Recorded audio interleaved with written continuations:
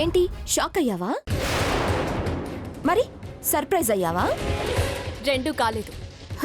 ఇప్పుడు నేను చెప్పే విషయం వింటే షాకు సర్ప్రైజ్ రెండూ వస్తాయి నీకు. ఇంతకీ ఆ సర్ప్రైజ్ ఏంటో చెప్పు. ముందు నువ్వు చేసుకున్న అగ్రిమెంట్ గురించి మాట్లాడుకుందాం. తను చెప్పిన 3 పనులు అంటే నువ్వు అర్జున్ బావకు విడాకులివ్వడం, అబోర్షన్ చేయించుకోవడం, ఫారెన్కు వెళ్ళడం చేస్తే బావను విడిపిస్తానని ఆవిడ చెప్పింది. ఒకవేళ నువ్వు ఆ 3 పనులు చేసినా ఆవిడ బావను విడిపించకపోతే,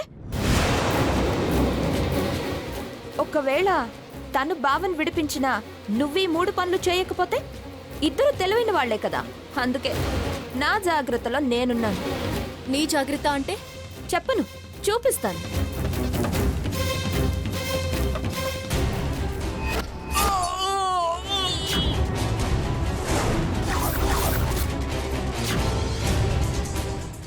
సినిమా చూసావు కదా?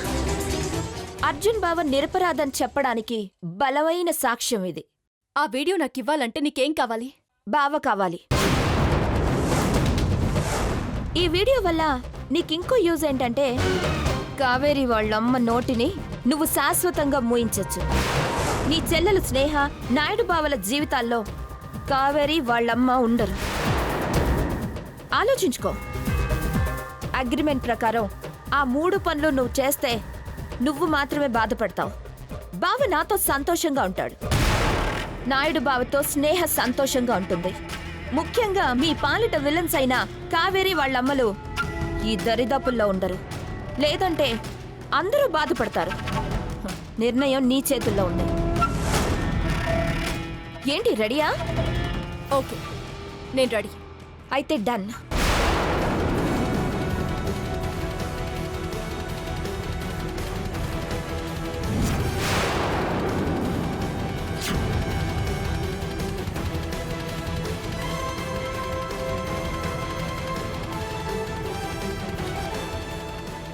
అంటే అర్జున్ అరెస్ట్ అవడానికి కారణం ఇందునా? అవునమ్మా, తమ్ముణ్ణి సొంతం చేసుకోవడానికి కావేరి వాళ్ళమ్మలతో చేతులు కలిపి ఇందు ఈ నాటకం ఆడుతుంది. అర్జున్ కోసం అపన్నవాడితో తెగతెంపులు చేసుకోవడానికి కూడా సిద్ధపడుతోందా? అవును, దానికదే సరైన శిక్ష. కాదే కాదు, మనం తప్పు చేస్తున్నామేమో సుకన్య. అపన్న కడుపులో మన ఇంటి వంశాంకురం ఉంది. వాడి కోసం మనం ఏదైనా చేయాలి.